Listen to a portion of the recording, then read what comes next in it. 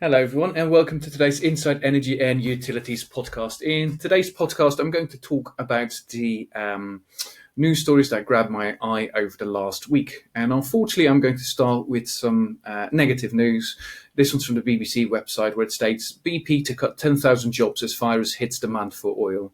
And obviously, the sector has been hit quite hard due to COVID-19 lockdown measures, which has seen a reduction in consumption. On top of that, the oil prices, there's been an oil price war, and more oil has been put out, which sort of impacted the price. And so a lot of oil majors are struggling due to this sort of double whammy. Now, this needs to be sort of put into context. We had Centrica news last week, which sort of said that it would lay off similar figures.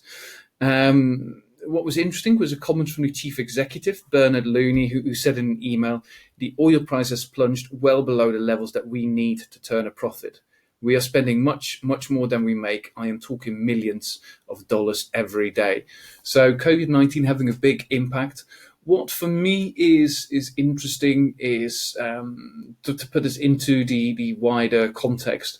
For me, this could almost be a foreshadowing of what the energy transition looks like when we start to move away from fossil fuels, and how that might impact different sectors.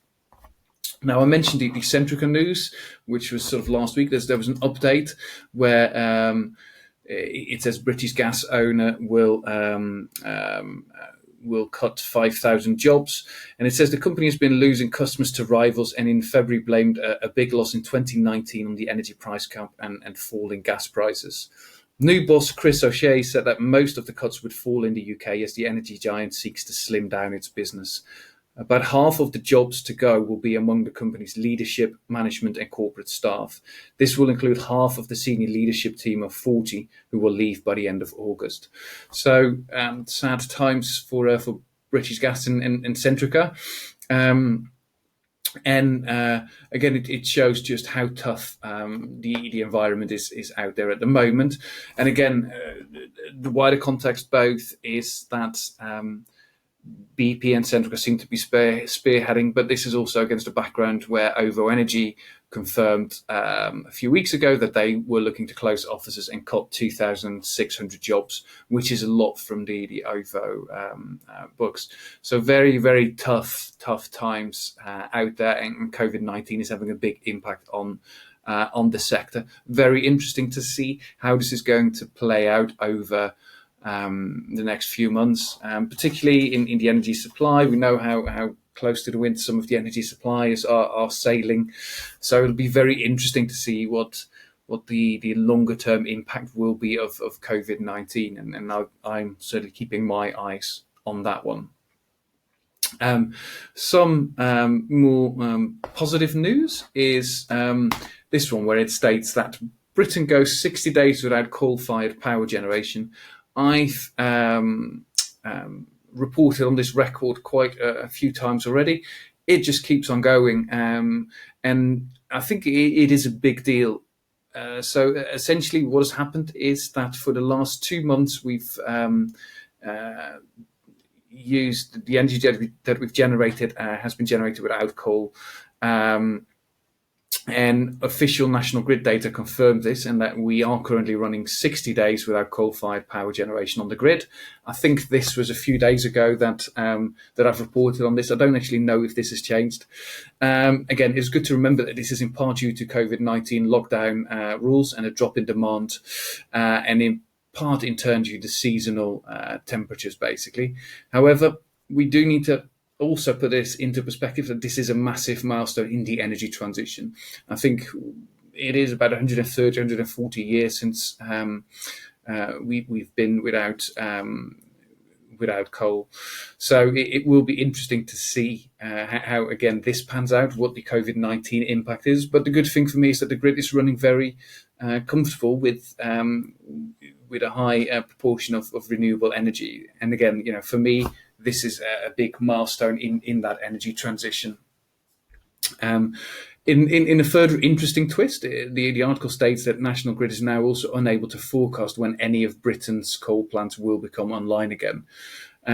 So again, interesting story here by ed.net, and very interesting to see how long we can continue with this record, bearing in mind that we are getting into the warmer season. Interesting to see when coal comes back online. But again, for me, the particular interesting part here is this big milestone within the energy transition. And on the back of that is my final story, if you like, which is another BBC story, which says demand grows for a green industrial revolution. This, to me, is very encouraging and very exciting. So there's been a growing list of organisations demanding that the UK government puts protecting the environment at the heart of any post-COVID-19 economic stimulus package. Apparently, it's well over 200 firms, including big names like National Grid, HSBC, and Heathrow, who have put their names behind this. Again, putting that into perspective, I think last week the Prime Minister also expressed a similar ambition, stating that he wanted to see a fairer, greener and more resilient global economy after COVID-19. Yes, I agree. It will be very interesting to see what this looks like.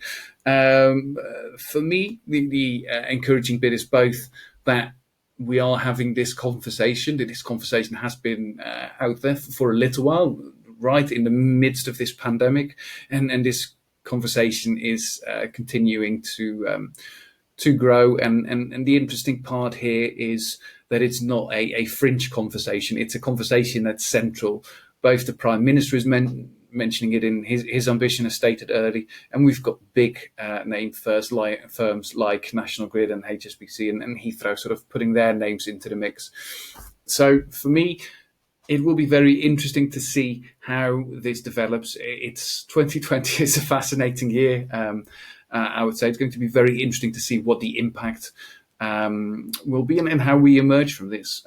For me, very interesting to see how a lot of firms, again, like oil majors, committing to the transition to net zero, and how we're not shirking away from the transition to net zero, but that we almost use COVID-19 as a rallying cry to start making this transition in earnest.